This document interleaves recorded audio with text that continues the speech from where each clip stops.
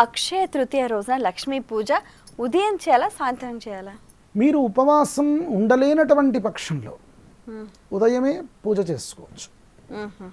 ఉపవాసం ఉండేటువంటి స్థితి నక్తంగా ఉంటే, నక్తం అంటే ఏమిటి?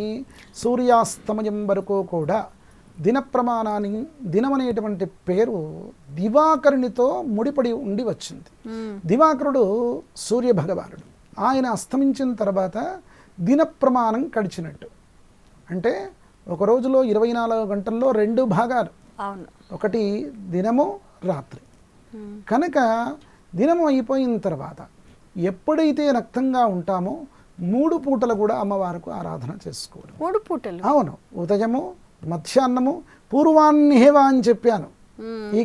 ఈ యొక్క రోజుకు దేవతార్చనలు, పండుగతో కూడుకున్నటువంటి దేవతార్చనలు మధ్యాహ్న సమయంలో చేసుకోవడం అత్యంత శ్రేష్టము. ఈ యొక్క అక్షతృతీయ రోజు కూడా అట్లా చేయాలి.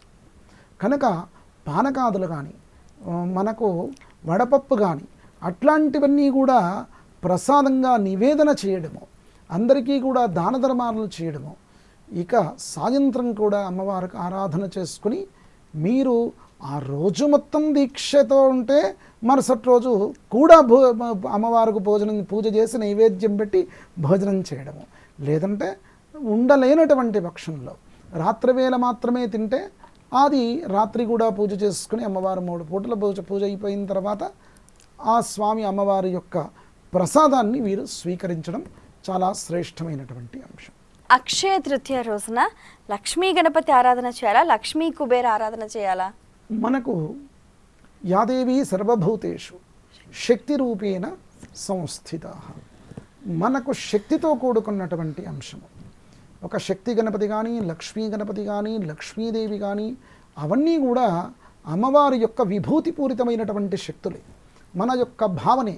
స్వామివారు వివిధమైన స్వరూపాలతో శ్రయస్త్రికోటి దేవత స్వరూపంగా వచ్చినటువంటి వారు ఒక్కరే. కనుక ఆయన ఏ స్వరూపంగానైనా వస్తూ ఉంటారు. ఎట్లా పిలిస్తే అట్లా వస్తారు. మీరు లక్ష్మీ గణపతిగా పిలుస్తారు, శక్తి గణపతిగా పిలుస్తారు, లక్ష్మీదేవిగా పిలుస్తారు, అష్టలక్ష్మిగా పిలుస్తారు. నువ్వు ఇట్లా పిలిస్తేనే నేను వస్తాను రా అనేటువంటి స్థితి ఉండదు. నువ్వు పుణ్యక్రతువు చేయరా చాలు అనేటువంటి స్థితి తప్ప మిగతా పరమైన అంశం కాదు. ఏ స్వరూపంగా కొలిచినా మంచిదే.